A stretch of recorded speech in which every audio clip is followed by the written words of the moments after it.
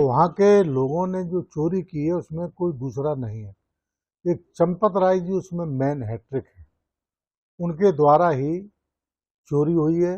सभी बीजेपी के लोग हैं, बीजेपी से जुड़ा हुआ ही ये मामला है और उन्होंने चोरी करवाई है। चाबी का मालिक कौन था? चाबी के मालिक तो चंपत राय थे। तो जब वो चाबी वो रखते थे तो चोरी कैसे हुई? इसका मतलब बहुत बड़ा षड्यंत्र है और इसमें अगर गहराई से छानबीन हुई तो इसमें बहुत लोग निकलेंगे जिसका आप सोचते भी नहीं होंगे। योगी आदित्यनाथ जी वो केजरीवाल जी के आने से बहुत बौखलाए हुए हैं। वो क्या कह रहे हैं? केजरीवाल जी, अयोध्या का मॉडल पूरे देश में आप लागू कीजिए। क्या है अयोध्या का मॉडल? चंपत 420 ने जो मोदी के द्वारा यहां पे बैठाया गया है, उसके द्वारा जमीन खरीद में घोटाला, निर्माण कार्य में घोटाला, प्रभु के आभूषणों में घोटाला,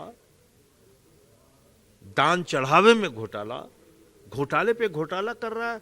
उसके बाद आप उसके पक्ष में खड़े हैं। वहां छोटी सी भी अगर कोई गलती हुई है तो उसकी जिम्मेदारी इनकी है। ये तो बिल्कुल ऐसी बात कर रहे हैं जैसे बड़े त्यागी तपस्वी लोग हैं। ये अपराधी हैं, इनके खिलाफ कार्रवाई होनी चाहिए। नैतिकता का सवाल क्या पैदा हो गया? आज सरकार तुम्हारे हाथ में है और कुल मिलाकर के सरकार के चलते अगर कोई घपला होता है, कोई भ्रष्टाचार होता है, चोरी होती है तो आपकी जिम्मेदारी है। ये पुरानी बातों के करने से कोई फायदा नहीं है। देखिए, मंदिर की चोरी होना ही पहले तो बहुत बड़ी बात है। जो हम सभी देशवासी लोग, हम सभी लोग मिलकर के एक आस्था को प्रणाम करते हैं। तो वहाँ के लोगों ने जो चोरी की है उसमें कोई दूसरा नहीं है। एक चंपत राय जी उसमें मेन हैट्रिक है, उनके द्वारा ही चोरी हुई है। और जो कल एफआईआर हुई है, एफआईआर हो गई ठीक है, लेकिन उसको तुरंत एक हाईलाइट करके उनको पकड़ना चाहिए। जो इनके साथ अन्य सभी लोग हैं, और जो सभी लोग हैं कौन? सभी बीजेपी के लोग हैं, बीजेपी से जुड़ा हुआ ही ये मामला है और उन्होंने चोरी करवाई है। तो ये आस्था को ठेस पहुंचाने वाली चोरी हुई है। हम सभी लोग मांग करते हैं कि बड़ी से बड़ी इस पर कार्रवाई हो। क्या लगता है आपको कि सिर्फ जो छोटे लोग थे उन पे एफआईआर दर्ज की गई है, जो बड़े इसमें नाम है उनको? मैंने क्या कहा, इसमें बीजेपी के लोग जुड़े हुए हैं, इसलिए वो छोटे लोगों को घसीटना चाहते हैं।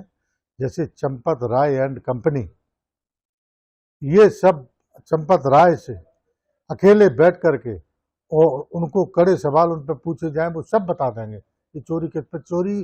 चाबी का मालिक कौन था? चाबी के मालिक तो चंपत राय थे। तो जब वो चाबी वो रखते थे तो चोरी कैसे हुई?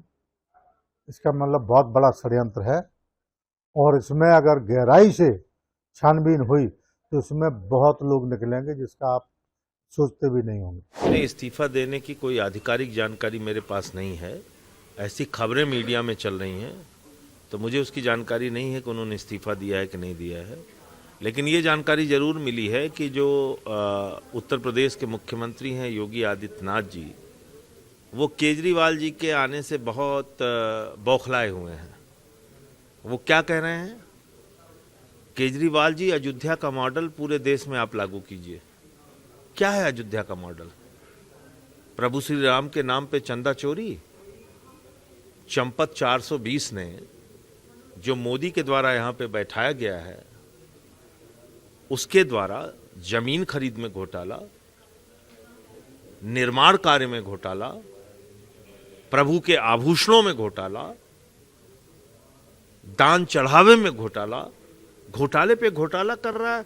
उसके बाद आप उसके पक्ष में खड़े हैं। अरे उसको पकड़ के जेल में डालिए ना। अनिल मिश्रा को जेल में डालिए, चंपत राय को जेल में डालिए, गोपाल राव को जेल में डालिए। यहां लूट की छूट इन लोगों को किसने दी? कह रहे प्रधानमंत्री कार्यालय का पत्र आया, फिर भी जवाब नहीं दे रहा है ट्रस्ट। तो ये तो प्रधानमंत्री कार्यालय से बड़ा है, या तो फिर प्रधानमंत्री कार्यालय का संरक्षण है। दो ही बात हो सकती है।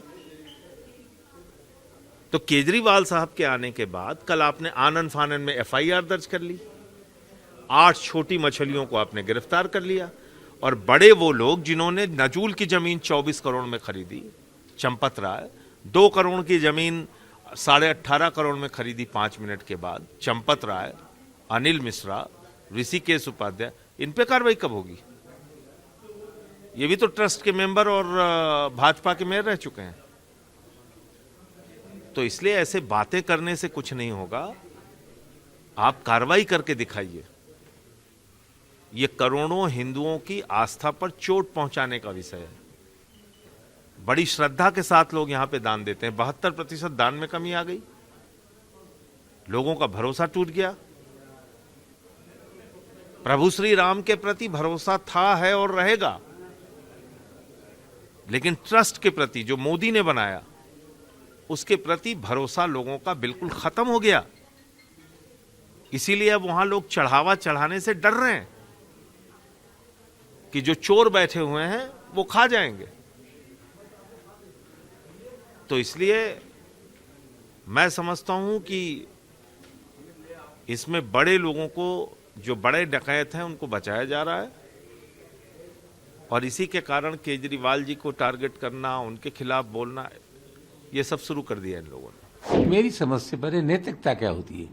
कुल मिलाकर के जिन लोगों का मंदिर से रिश्ता है, और अब से रिश्ता नहीं, फ्रॉम दी वेरी बिगिनिंग ये मंदिर से जुड़े हुए हैं।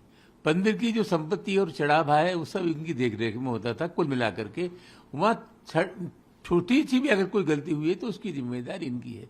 ये तो बिल्कुल ऐसी बात कर रहे हैं जैसे बड़े त्यागी तपस्वी लोग हैं, ये अपराधी हैं, इनके खिलाफ कार्रवाई होनी चाहिए। नैतिकता का सवाल क्या पैदा हो गया?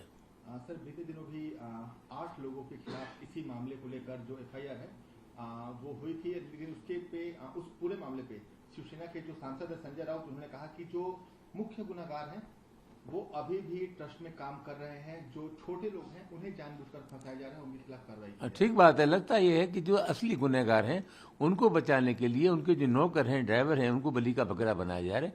कुल मिलाकर के इस भ्रष्टाचार के लिए अंतिम रूप से लोग जिम्मेदार हैं, उनके खिलाफ प्रभावी कार्रवाई होनी चाहिए। सर, उत्तर प्रदेश के मुख्यमंत्री योगी आदित्यनाथ, उन्होंने बोला कि एक तरफ वो लोग हैं जो ये मानते थे कि भगवान राम का कोई वजूद नहीं है, अयोध्या के वजूद को वो निकालते थे, कोर्ट में मुकदमा लड़ते थे, और दूसरी तरफ अब वो इन्हीं सब मामलों को लेकर मंदिर और सरकार पर सवाल उठा रहे हैं। इससे बड़ी बेवकूफ़ी हो सकती है, चाहे भारत सरकार हो चाहे राज्य सरकार हो। ये बीजेपी की सरकार है। 5 साल पहले हमने क्या किया, 10 साल पहले नेहरू जी ने क्या किया, 15 साल पहले मुलायम सिंह ने क्या किया। सबसे बड़ा सवाल है आज सरकार तुम्हारे हाथ में है, और कुल मिलाकर के सरकार के चलते अगर कोई घपला होता है, कोई भ्रष्टाचार होता है, चोरी होती है, तो आपकी जिम्मेदारी है। ये पुरानी बातों के करने से कोई फायदा नहीं है। यानी अपनी जिम्मेदारी स्वीकार करनी चाहिए और गुण दोष के आधार पर इस समस्या का निस्तारण करना चाहिए।